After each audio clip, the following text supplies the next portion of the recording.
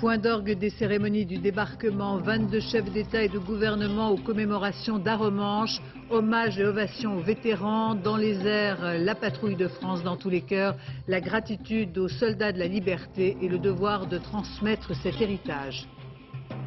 Moment historique avec la participation pour la première fois d'un dirigeant allemand, la première célébration commune franco-allemande du débarquement.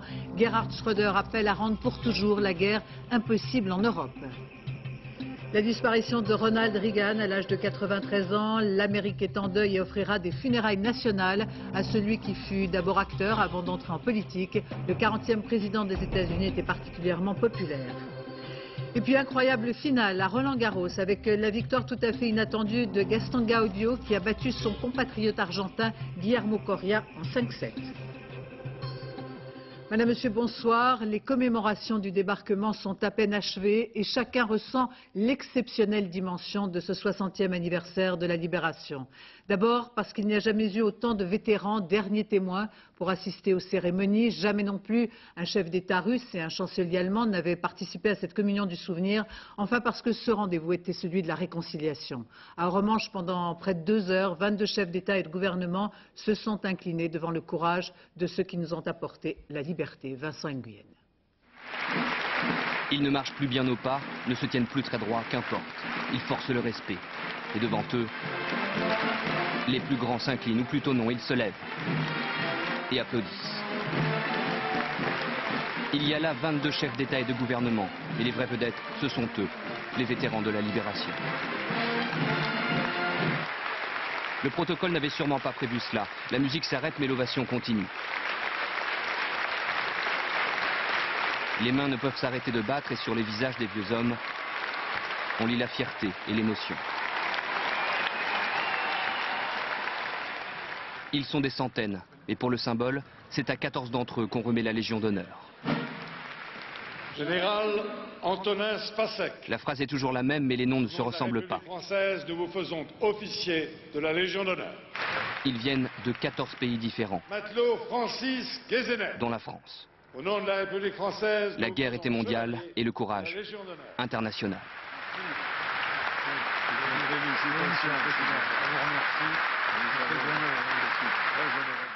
Il venait du Canada, d'Australie, de Nouvelle-Zélande. Il venait du Luxembourg, de Belgique, des Pays-Bas, de Norvège, de Grèce. Ils étaient polonais, tchèques, slovaques. Ils étaient jeunes, pleins d'audace, portés par le même élan, un même idéal, un même amour de leur patrie et cette conviction profonde de la justesse de leur combat qui, par-delà la peur, les faisait consentir au suprême sacrifice. Mesdames et messieurs, en ce jour anniversaire, le monde entier nous regarde. Il voit des peuples libres qui honorent les plus grands de leurs héros. Il voit des peuples fidèles qui se souviennent des sacrifices consentis. Il voit des peuples réconciliés qui œuvrent pour la paix. Les grands de ce monde acquiescent. George Bush, Tony Blair, mais aussi pour la première fois Vladimir Poutine et Gerhard Schröder.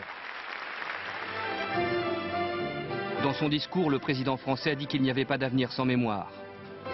En couvrant de fleurs aujourd'hui les survivants du jour J, la France et ses amis leur ont promis de ne pas oublier leurs sacrifices et de s'en montrer dignes. Puis ce sont les années noires qui ont défilé sur écran géant face à la mer, une évocation d'une grande intensité, avec pour message transmettre aux générations futures le souvenir de ceux qui sont tombés au combat et le sens de l'engagement et de la démocratie. Alban Mikosi.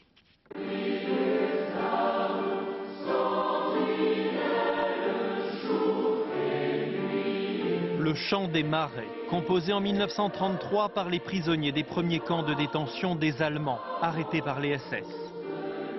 Il illustre les ténèbres nazies, mais aussi les premières résistances.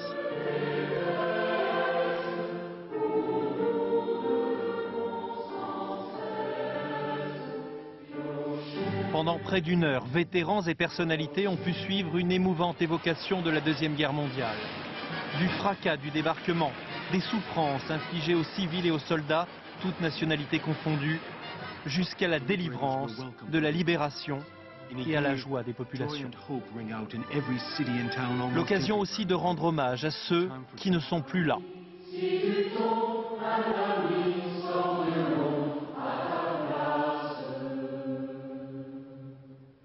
Célèbres ou inconnus, c'est sans doute à eux que pensaient ces centaines de vétérans très émus pendant toute la cérémonie. La Normandie n'oublie pas sa liberté, ni sa part de souffrance. Les chefs d'État étaient certes présents au premier rang, mais ceux qui furent célébrés cet après-midi, c'étaient ces hommes, désormais âgés, pour qui ce jour est comme un dernier pèlerinage sur les lieux de leurs actes de bravoure. C'est à eux que s'adresse ce message tout simple de la Normandie et au-delà de la France tout entière. Merci. Voyons maintenant comment la cérémonie d'Arromanches a été vécue par ceux qui n'étaient pas dans les tribunes. Le périmètre des cérémonies était inaccessible, mais c'était à la télévision, en levant les yeux au ciel pour voir la patrouille de France, que des milliers de spectateurs ont participé à leur façon à cet anniversaire. Julia Delage, Philippe Turpot. Aux 23 chefs d'État et de gouvernement, les hauteurs d'Arromanches. Pour les milliers de spectateurs en bas de la falaise, vue imprenable sur le dispositif de sécurité. Pour suivre la cérémonie internationale, un écran géant. Mais là encore, problème. On va voir il n'y a pas de son, le grand écran. Vous avez essayé de monter au site officiel là-haut? On ne peut pas y aller, c'est bouché, c'est interdit. Si la foule privée d'oreilles n'a pas entendu les discours officiels, elle s'est au moins régalé les yeux. Mais la haute voltige ne remplace pas un président, alors on attend. Depuis 3h15, normalement, on aurait dû avoir le président qui devrait être là. Et en fin de compte, comme il n'est pas là, on se fait attendre et on cuit.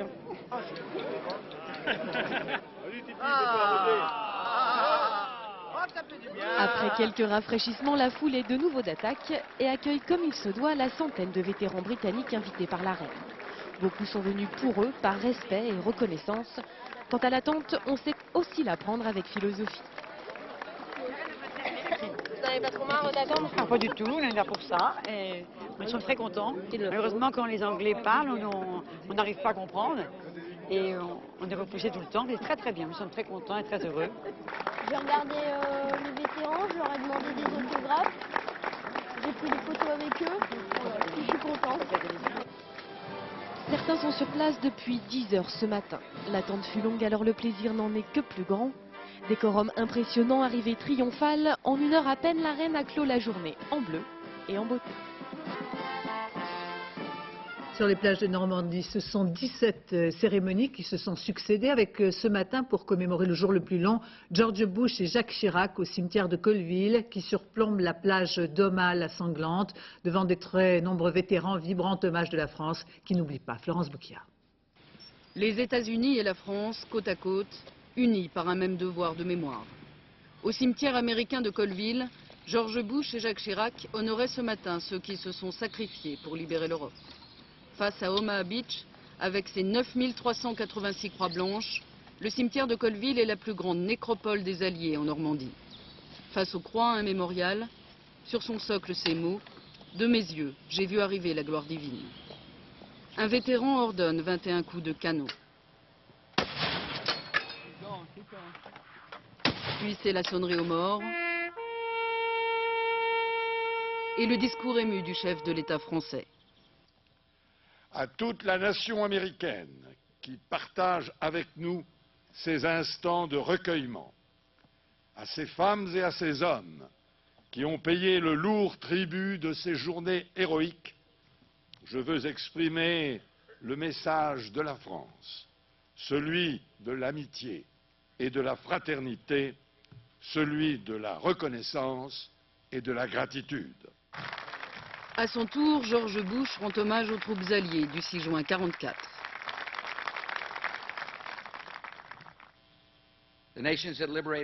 Les nations qui ont libéré l'Europe asservie allaient s'unir pour la liberté de l'Europe tout entière.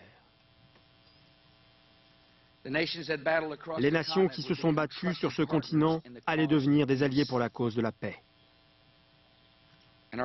Cette grande alliance pour la liberté est solide et toujours nécessaire aujourd'hui.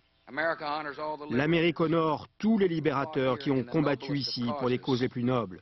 Et l'Amérique referait la même chose pour ses amis. La foule est émue, joyeuse. Au milieu des poignées de main et des accolades, Tom Hanks et Steven Spielberg, acteurs et réalisateurs d'un film culte sur le débarquement. Il faut sauver le soldat Ryan. Autre temps fort que l'histoire retiendra, la première participation de l'Allemagne aux commémorations du débarquement. Gerhard Schröder s'est d'abord recueilli au cimetière de Ranville, où sont enterrés soldats allemands et alliés. Il a déposé une couronne de fleurs en leur mémoire, puis s'est incliné devant la tombe d'un soldat anonyme. La présence du chancelier allemand est un symbole salué par les Européens et les Américains. Une page est donc tournée. Le débarquement, comme l'a dit Gerhard Schröder, était aussi une libération pour l'Allemagne. Bertrand Koch. Ce devait être l'un des événements de la journée. La soirée est déjà presque entamée lorsque Jacques Chirac accueille le chancelier allemand Gerhard Schröder au mémorial de Caen.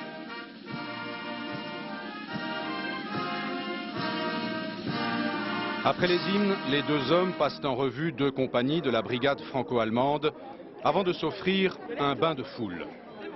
300 jeunes collégiens français et allemands sont les invités de cette cérémonie hautement symbolique. Puis Jacques Chirac et Gerhard Schröder pénètrent seuls à l'intérieur du mémorial afin d'y dévoiler une plaque. Schröder, qui n'avait que 2 mois lors du débarquement, est le premier homme d'État allemand invité aux commémorations du jour J. Un geste qu'a voulu Jacques Chirac, consacrant ainsi la réconciliation franco-allemande.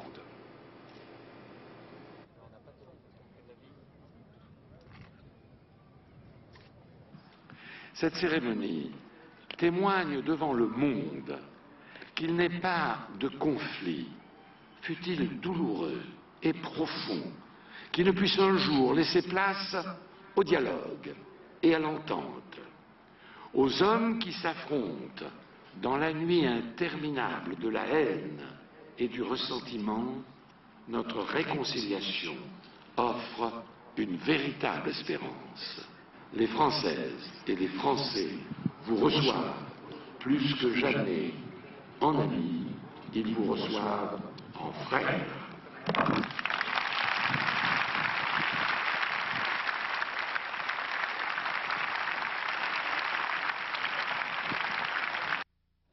Cette journée du 6 juin 2004 signe donc la réconciliation franco-allemande.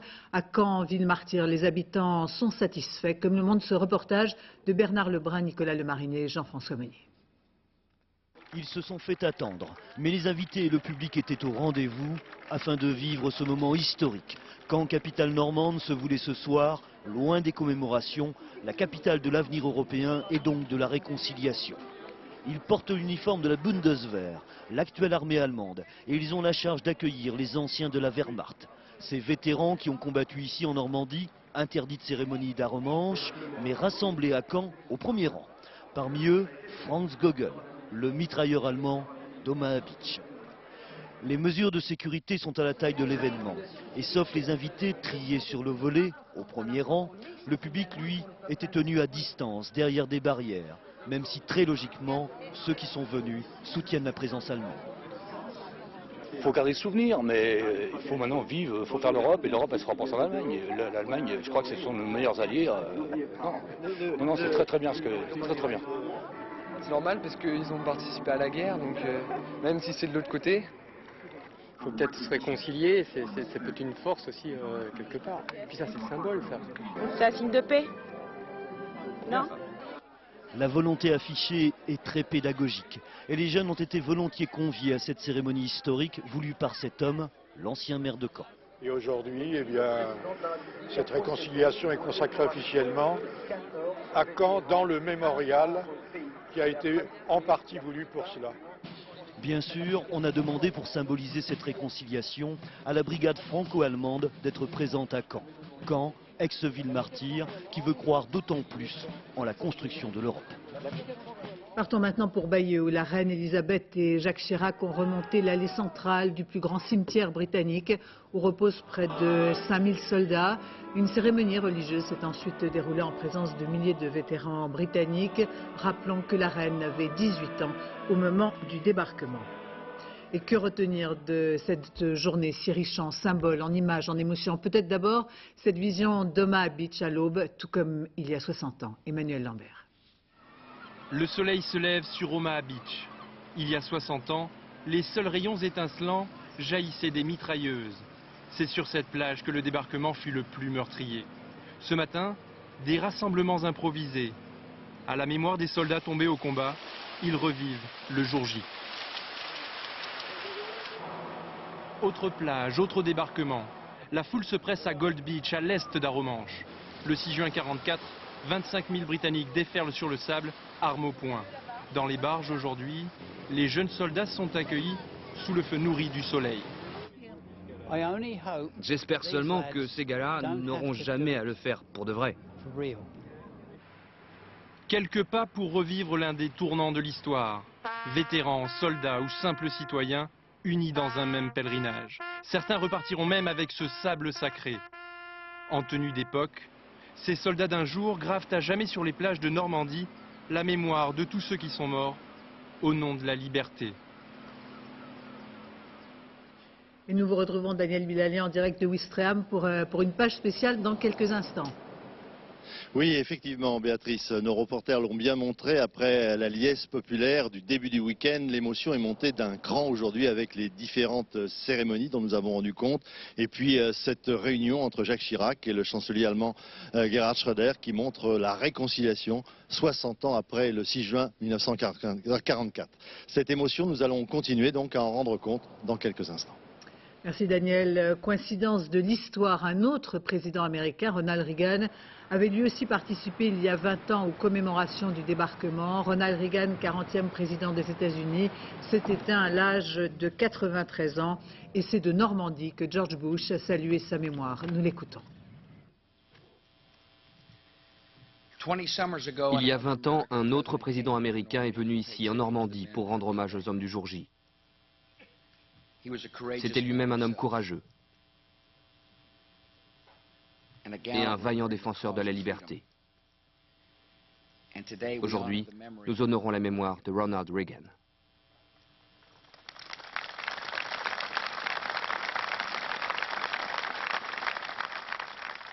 Atteint de la maladie d'Alzheimer depuis plus de 10 ans, Ronald Reagan s'est donc éteint hier. L'Amérique est en deuil. L'ancien président américain avait une très forte popularité. Des funérailles nationales se dérouleront la semaine prochaine. Avant cela, sa dépouille reposera au Capitole. Ronald Reagan, à la tête de la Maison-Blanche durant 2 mandats consécutifs, aura marqué ses années par la guerre des étoiles et la fin de la guerre froide. Alain Chalvan. So help me God. Lorsque Ronald Reagan prête serment en ce mois de janvier 81, l'Amérique ne se rend pas compte qu'elle a changé d'air. En élisant un acteur, elle est entrée dans l'ère de la communication. Le nouveau président est d'abord celui qui saura 8 ans durant et comme personne auparavant parler à son peuple et le tenir sous son charme dans les bons et mauvais moments. 2 mois plus tard, Ronald Reagan échappe de peu à la mort et personne mieux que lui n'a raconté l'attentat. Jerry, Secret Service, had simply grabbed me here and threw me into the car and then he dived in on top of me. When I walked in, they were just concluding a meeting in the hospital of all the doctors associated with the hospital. True, and I saw all those doctors around me too. I said, I hope they were all Republicans. Les spots publicitaires du Parti républicain montrent une Amérique heureuse qui s'enrichit grâce à une politique ultralibérale à croire qu'il n'y a pas de laisser pour compte. Tout va bien en Reaganie. Fermez le banc. Ce qui se passe dans la basse-cour de la Maison-Blanche, le vilain scandale des armes que l'on a vendues à l'ennemi iranien pour financer la guérilla anticommuniste au Nicaragua, tout cela glisse et affecte bien peu la popularité du commandant en chef, qui se consacre à son grand dessein, faire chuter l'URSS rebaptisée l'Empire du Mal, en la contraignant à une course ruineuse aux armements. En 1988, dans un dernier voyage à Berlin et alors qu'il va quitter la Maison-Blanche, Ronald Reagan a une sorte de prémonition. Mr. Gorbachev, tear down this wall. Ce sera pour l'année suivante et pour le successeur que le grand communicateur avait demandé au peuple américain d'élire, son vice-président, George Bush, père. Ronald Reagan, célèbre aussi par ses répliques et son humour, a eu un parcours atypique et tout le monde se souvient qu'il fut d'abord acteur avant d'entrer en politique. Alain Chalvran. Dans l'histoire du cinéma, Ronald Reagan ne laissera que quelques lignes.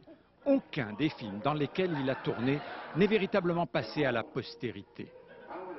Papa embarrassé d'un bébé chimpanzé, officier ténébreux, pilote de ligne intrépide, ou encore cow-boy bondissant mais toujours séducteur, traqué par des Indiens de pacotille, une filmographie de série B, pas toujours des navets mais aucun chef-d'œuvre. L'ancien journaliste sportif a pourtant une certaine popularité et son divorce d'avec l'actrice Jan Wyman fait la une des journaux. En fait, elle est plus connue que lui et surtout que la deuxième épouse, la starlette Nancy Davis. Son grand amour, qui deviendra une omniprésente First Lady à la Maison Blanche, avec laquelle il tourna quelques pubs patristes comme celle-ci pour l'électricité. Faute de récolter les Oscars, Ronald Reagan récolte les suffrages de ses collègues et devient le patron du syndicat des acteurs. Anticommuniste convaincu déjà, il participe activement à la chasse aux sorcières du macartisme qui cassera la carrière de tant d'acteurs, de scénaristes ou de metteurs en scène. Pour Ronald Reagan, cette période servira de marchepied politique, jusqu'au poste de gouverneur de Californie, où il se fera élire en 1966, 14 ans avant d'accéder à la Maison-Blanche. Dans l'actualité de ce dimanche, revenons sur l'agression d'un adolescent juif à Épinay. Nous vous le disions hier, plusieurs personnes ont été agressées dans la nuit qui a suivi. Un homme déséquilibré a été arrêté, puis relâché et mis hors de cause. Yvan Martinet, Zindenbergos. Moins de 24 heures après son interpellation, le déséquilibré arrêté hier a été relâché, faute de preuves. Depuis vendredi à Épinay, 4 personnes ont été agressées à l'arme blanche. 2 d'entre elles ont formellement identifié ce même individu comme leur agresseur. Au moment où je sortais de la voiture, il m'a porté, il avait un sac plastique où il y avait le couteau. Systématiquement, il a voulu me le porter. Il y avait eu le réflexe, j'ai tapé sur sa main et là, ça m'a touché un peu ici. Là, ils m'ont présenté la photo, j'étais catégorique, je leur ai dit c'est cette personne. Mais les témoins qui ont assisté à cette scène ne reconnaissent pas ce portrait. Quant à Israël, l'étudiant juif poignardé au thorax vendredi, lui non plus n'identifie pas cet homme comme son agresseur. Ses proches le confirment. Les policiers lui ont présenté des photos du suspect qui a été arrêté. Et il ne les a pas reconnus simplement. Donc on a su tout de suite que c'était pas le même. Je l'ai appelé ce matin en disant est-ce que tu l'as bien reconnu? Et on m'a dit non, c'est pas lui. Les policiers recoupent les témoignages et soumettront des photos du jeune homme relâché aux autres victimes dans les prochaines heures. Ce soir, ils n'établissent pas de lien formel entre ces différentes agressions. Et puis 5 jeunes, dont 4 mineurs, soupçonnés d'avoir agressé il y a une semaine le fils d'un rabbin à Boulogne-Billancourt. Ces jeunes ont été mis en examen et remis en liberté sous contrôle judiciaire aujourd'hui, après avoir été entendus par le juge d'instruction de Nanterre. 8 ans après l'assassinat de la jeune Caroline Dickinson dans une auberge de jeunesse à Plaine-Fougère, s'ouvre demain le procès de son meurtrier présumé devant la cour d'assises d'Ille-et-Vilaine. Une instruction particulièrement longue et difficile en France et à l'étranger. Dans le box des accusés, un homme condamné déjà pour plusieurs viols. Caroline Gauthier. Cet homme à droite, c'est Francisco Arce Montes. Ce sont les seules images à ce jour de l'assassin présumé de Caroline Dickinson. Nous sommes dans un tribunal de Floride en mars 2001. Francisco Arce Montes l'ignore encore, mais dans quelques mois, il sera accusé en France du meurtre de la jeune Britannique. Ce 18 juillet 1996 au matin, Caroline Dickinson est retrouvée morte dans sa chambre au premier étage de l'auberge de jeunesse de Plaine-Fougère. L'enquête durera 5 ans. Au départ, les gendarmes n'ont qu'un seul indice, la trace ADN laissée par le coupable. Alors, pour la première fois dans une telle affaire, les enquêteurs utilisent massivement les tests génétiques. Tous les hommes du village de Plaine-Fougère sont contrôlés, en vain. Le coupable présumé sera finalement localisé à Miami en 2001 grâce à cet officier américain. Tommy Ondko, après avoir lu le nom d'Arce Montes dans un journal, mène sa propre enquête aux États-Unis avec succès. Aujourd'hui, 8 ans après le drame, les parents de Caroline attendent beaucoup de ce procès. La famille Dickinson a besoin de comprendre ce qui a pu conduire cet agresseur à commettre ces faits-là. Mais difficile de savoir si Francisco Arce Montes acceptera de répondre à toutes les questions de la famille. C'est quelqu'un qui est naturellement perturbé, qui n'a pas les idées tout à fait claires, et ce qui complique d'ailleurs également la préparation de la défense. Demain, à l'audience, les défenseurs d'Arce Montes vont demander le report du procès. Leur client risque la prison à perpétuité. Un mot de politique. Dans une semaine, donc, se dérouleront les élections européennes. On retiendra ce meeting au Zénith à Paris cet après-midi. Arlette Laguier et Olivier Besancenot font cause commune pour une autre Europe. Ils espèrent reproduire leur score très honorable des dernières présidentielles. Et puis François Hollande, invité de Jean-Pierre Elkabbach sur Europe 1, demande à Jacques Chirac de tirer toutes les leçons des élections régionales de mars et des élections européennes à venir, qui d'après lui ne seront pas meilleures pour la droite. L'actualité sportive avec cette incroyable finale à Roland-Garros, avec la victoire tout à fait inattendue de Gaston Gaudio, qui a battu son compatriote argentin Guillermo Coria en 5-7, victime de crampes. Julien Beaumont, Chloé Lecomte. Une victoire à l'usure. Gaston Gaudio, l'homme que personne n'attendait à ce niveau de la compétition, remporte pour la première fois de sa carrière un trophée du Grand Chelem. 27 ans après Guillermo Vilas, il est le second Argentin à s'imposer à Paris. Et après 3h30 de jeu, Gaston Gaudio craque. Mami, papi, los amo. Mamie, papi, je vous aime. Je vous ai dit de ne pas venir, mais je pense très fort à vous. Vous êtes dans mon cœur, toutes et tous. Ma famille, ma fiancée.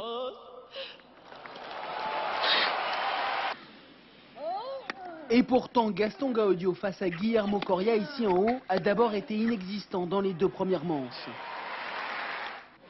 Jusqu'à ce que Coria souffre de crampes. C'est le tournant du match. Coria laisse alors filer les points. Gaudio remporte les 2 sets suivants. Dernière manche, les deux Argentins s'accrochent. Coria aura même 2 balles de match non transformées. Gaudio ne réalise pas cette erreur. Victoire en 5-7, 8-6 dans le dernier. Du coup, Gaudio passe de la 44e à la 9e place au classement mondial et empoche au passage 860 000 €. 3-6, 6-4, 6-5, 8-6.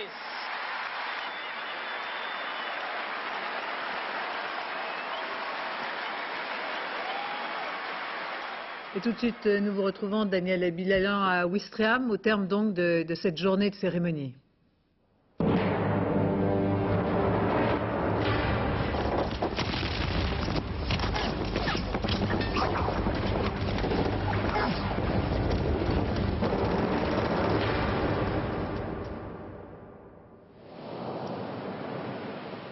En direct de Ouistreham ce soir, eh bien, les plages sont à nouveau pratiquement désertes tout au long de 60 km de la côte normande où il y a 60 ans a eu lieu le débarquement du 6 juin. Les chefs d'État, les chefs de gouvernement, les reines, les différentes personnalités sont repartis et j'allais dire ceux qui ont combattu ce jour-là se retrouvent seuls avec leur mémoire. Si ces festivités du 60e anniversaire du débarquement ont connu un tel succès, c'est peut-être que malheureusement, pour la dernière fois, bon nombre de vétérans étaient sur place, ne seront pas là peut-être pour le 70e, espérons-le pour le 80e anniversaire de ce débarquement. Et donc ils ont voulu transmettre ce message de liberté qu'ils avaient vécu ce 6 juin 1944. Et vous allez le voir dans ce reportage, sur la plage d'Omaha Beach, eh bien, il y avait beaucoup de jeunes venus d'une certaine façon s'instruire aujourd'hui. Reportage Loïc Delamornay, Jean-Marie Lequertier. Au bruit des tanks, les motards ont préféré le son de leur Harley. Cet après-midi, en l'absence de grandes commémorations officielles, l'ambiance à Omaha Beach était décontractée, mais pas moins recueillie. Partout, des manifestations improvisées pour les vétérans. Et pour que la mémoire ne se perde pas au fil des générations, les enfants sont clairement impliqués. Tu l'aimes bien ton drapeau américain? Pourquoi tu l'aimes bien? Parce qu'il représente l'Amérique et ils nous ont sauvés. Si on ne serait pas libéré des Allemands, on serait encore sous le gouvernement d'Hitler, même s'ils seraient morts. On les a emmenés au cimetière américain, on leur a expliqué que c'était des gens qui étaient partis au ciel et tout. Donc ils étaient surpris, elle dit tous ces gens-là sont partis au ciel. J'ai dit oui, en fait, ils sont venus nous sauver, donc on leur explique avec des mots simples. Et au milieu d'une ambiance country, On voit également d'émouvantes scènes de dédicaces. Regardez ce qu'il m'a écrit. Nous n'avons pas gagné cette guerre, nous avons juste permis de la finir plus vite. Ici, tout le monde rigole, s'amuse, mais ces gars sont tombés. Ils sont morts pour nous. Sur la plage, baigneurs du dimanche et familles de vétérans partagent ce sable désormais si célèbre. Je trouve extraordinaire que 60 ans après, ici, à cette heure-ci, c'était l'enfer. Il y avait des morts, il y avait des choses épouvantables. Et aujourd'hui, il fait beau, la mer est calme, les gens se baignent, et la vie a repris. Et grâce on peut dire, à ce sacrifice. Les vétérans repartent. Certains d'entre eux ne reverront plus Omaha. Mais la commémoration ne cessera sans doute jamais sur cette plage où le cours de l'histoire se mêle au cours de la vie. Toute une série de cérémonies ont eu lieu tout au long de cet après-midi, nous en avons déjà rendu compte. La dernière en date, elle s'est déroulée ici même, à quelques mètres d'ici, à ce monument à la mémoire des anciens du commando Kieffer. C'est 177 Français, les seuls du débarquement le 6 juin 1944, auxquels le chef de l'État, M. Jacques Chirac, en compagnie du Premier ministre Jean-Pierre Raffarin, a voulu aujourd'hui rendre hommage. Ils avaient été, disons, pour un certain nombre, un peu oubliés ces 60 dernières années. Ces hommes du commando Kieffer avaient débarqué ici avec les Anglo-Américains, les Canadiens. 150 000 hommes au total avaient débarqué tout au long de cette journée. Le débarquement a commencé à 6h30 du matin. Voyons l'état des forces, l'état des combats tel qu'il se présentait le soir du 6 juin 1944 aux alentours de 20h30. Nicolas Châteauneuf. En cette soirée du 6 juin, les généraux alliés respirent. La première phase du débarquement de Normandie est une réussite. Et les hommes fêtent l'événement à leur manière. 156 000 soldats ont pris pied sur le sol français. Sur les plages règne une intense activité. 1400 tonnes de matériel sont déchargées.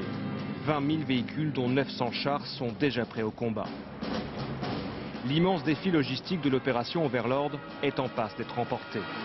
À Arromanches, le port artificiel est en cours d'assemblage pour accélérer l'arrivée des renforts. Toute la journée, les combats ont été acharnés, en particulier sur Omaha, en secteur américain. Omaha, la sanglante. À cet endroit, les bombardements alliés ont manqué leur cible.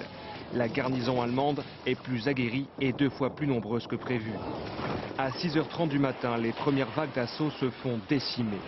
En quelques heures, plus de 2000 soldats meurent sur ces plages. Mais grâce au courage de quelques hommes, les défenses finissent par se fissurer. Et en fin de soirée, la situation reste précaire, mais les Allemands ont reculé. Ailleurs, les troupes progressent à l'intérieur des terres, mais se heurtent à une vive résistance aux alentours de Caen. Les généraux alliés avaient prévu de prendre la ville dès le jour J, mais Caen ne sera libéré que 2 mois plus tard. Entre-temps, le commandement allemand s'est ressaisi. Hitler autorise enfin l'emploi des blindés. La 21e division de Panzer contre-attaque, mais en ordre dispersé. Profitant d'une brèche entre Britanniques et Canadiens, ces éléments les plus avancés pousseront même jusqu'aux plages, où ils découvriront les barges de débarquement que les Alliés ont laissées derrière eux. Mais l'avance sera de courte durée, car dans le ciel, l'aviation alliée est partout, et la Luftwaffe invisible. Les convois et les troupes en mouvement sont harcelés. Les quelques blindés allemands qui en réchappent doivent se replier. Le combat va dorénavant se jouer à l'intérieur des terres, dans le bocage normand. Chaque village, chaque haie, chaque route devient une bataille en soi. En mer, les premiers blessés sont entassés à bord des navires hôpitaux. Les antennes médicales sont débordées. En moins de 24 heures, près de 10 000 soldats alliés ont été tués, blessés ou portés disparus. Pour l'état-major, c'est moins que prévu. Mais pour ces jeunes soldats, ce sont des frères d'armes que l'on ne reverra plus.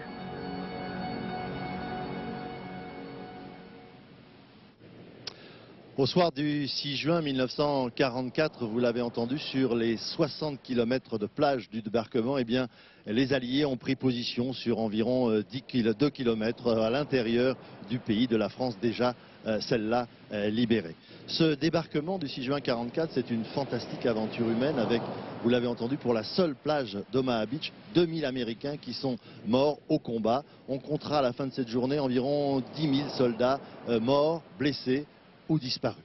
C'est une fantastique aventure humaine, c'est aussi une fantastique aventure technique.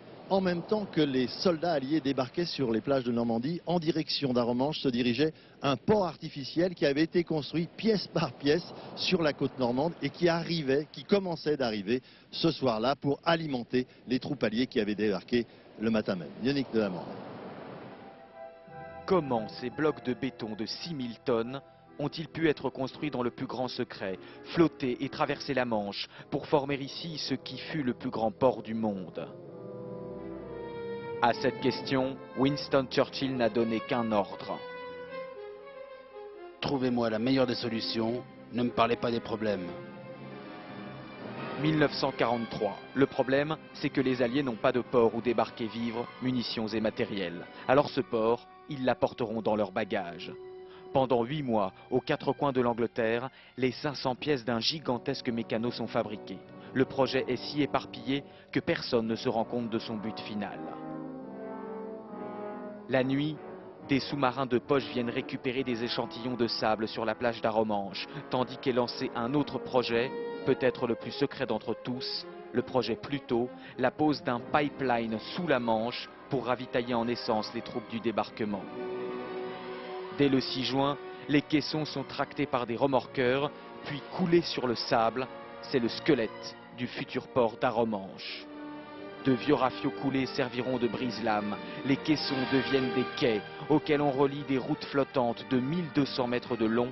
L'ensemble forme une rade de 8 km. Les plateformes ont été construites avec 4 pieux coulissants qu'on descendait au fond de la mer, qui ancraient la plateforme. Et la plateforme pouvait monter et descendre en fonction de la marée. Cette plateforme était reliée à une route flottante qui arrivait, elle, à la côte. Et donc, le port était opérationnel 24 heures sur 24, c'est-à-dire que les bateaux pouvaient décharger à tout moment, de jour ou de nuit, marée haute ou marée basse. Voici ce qui reste aujourd'hui de cette ville flottante de 30 000 hommes. Véritable défi technique et financier, on dit que ce port unique dans l'histoire a représenté l'équivalent du programme Apollo sur la Lune. À quelques kilomètres à peine de ce port artificiel d'Arromanches que vous venez de voir en détail, eh bien, il y a la plage d'Omaha Beach. Ce fut là les combats les plus sanglants de ce débarquement. Les Américains débarquèrent, les Allemands les attendaient de pied ferme. Et je vous le disais il y a quelques instants, on comptait ce soir-là 2000 morts parmi les soldats américains. Alors cette plage d'Omaha Beach, eh bien, elle a vu également débarquer, en dehors des commandos Kieffer qui ont débarqué sur cette plage ici de Ouistreham, elle a vu débarquer un Français, le soldat Olivreau, qui avait pris place parmi les premiers débarquants, les premiers soldats américains qui débarquaient des barges sur la plage d'Omaha Beach. Il était 6h30 ce matin du 6 juin 1944. Reportage. De ces 5 années de guerre, il a conservé une démarche plutôt militaire. À 79 ans, Jacques Olivreau coule une paisible retraite au bord de la Marne, même si chaque jour et chaque nuit, il revit ce terrible mardi matin du 6 juin sur la plage d'Omaha. On est arrivé à marée basse déjà et on a essuyé un feu intense, mais très très intense. C'est une véritable boucherie. On n'avait aucune défense, aucune protection. Il n'y avait pas un arbre, il n'y avait pas un rocher, il n'y avait pas un tas de sable. J'ai voulu un moment m'abriter derrière un cheval de frise et j'entendais sans arrêt le ting, ting, ting, sans arrêt, ça me bourdonnait dans la tête. Le soldat Olivreau avait alors 19 ans et il est probablement l'unique Français d'Omaha, le seul à avoir débarqué sous l'uniforme américain de la célèbre Big Red One, la première division d'infanterie US, le jour J, entre Colville et Saint-Laurent. Et voici pourquoi. En avril 1944, le soldat Olivreau est ici, en Angleterre, arrivant du Maroc dans les rangs de la 2e DB du général Leclerc. Un jour, un officier de la France libre cherche un volontaire qui parle allemand pour devenir soldat de liaison des Américains. J'ai donc accepté la proposition parce que je parlais un allemand, non pas littéraire, mais un allemand de cuisine. Et effectivement, j'ai rejoint ce groupe qui appartenait au 18e régiment d'infanterie, la première division, la première armée américaine. Sous l'uniforme des Marines avec le 1 sur l'épaule gauche, le soldat Olivreau devient Jack pour ses copains de péniche. Il embarque le 5 juin vers la Normandie. Jack ne parle pas un mot d'anglais, ce n'est pas un problème. Nombre de ses boys sont d'origine allemande. Beaucoup sont israélites et ont fui le régime nazi pour émigrer aux États-Unis dès les années 30. Ils seront les premiers à s'engager. Jack, lui, a le mérite de parler le français pour les premiers contacts avec la population normande et l'allemand pour conduire les interrogatoires des futurs prisonniers de la Wehrmacht. La fonction, c'était surtout d'arriver le premier avec mes quelques bonhommes pour choper les prisonniers en premier, obtenir des renseignements en priorité. D'où viens-tu? Quelle compagnie? Quel régiment?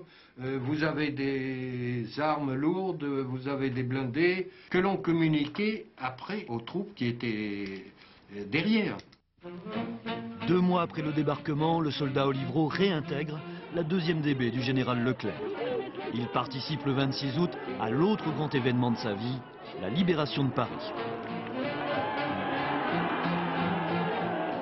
Démobilisé en 1946 avec le grade de caporal-chef, Jacques Olivreau passera le reste de sa vie à vendre des fleurs pour mieux oublier la guerre.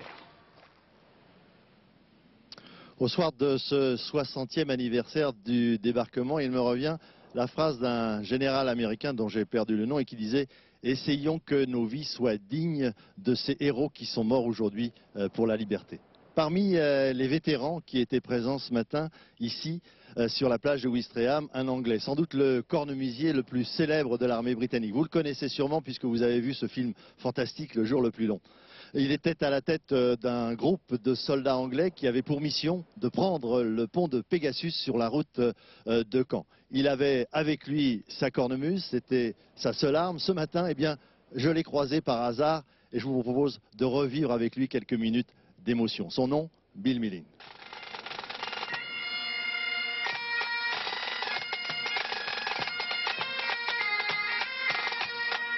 Oh, si vous voulez, je sais pas, qu'est-ce que je fais derrière?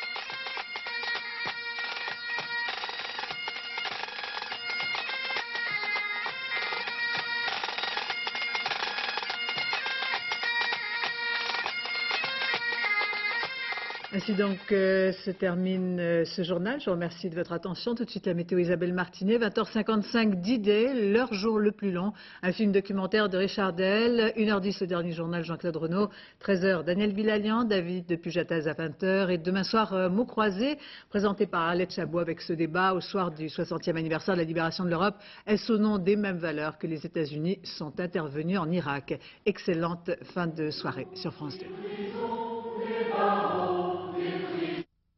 Votre soirée sur France 2. D-Day, le doc événement, le film des histoires vraies de ceux qui ont fait le jour J. Ensuite, Palace, Roland-Garros ou Tour de France, c'est en coulisses que ça se passe. France 2. D-Day, leur jour le plus long, les coulisses du pouvoir. Et pour ceux qui auraient manqué le direct, revivez dans la nuit la finale homme de Roland-Garros en intégralité. Bonne soirée sur France 2. L'image du jour sur France 2 avec Peugeot.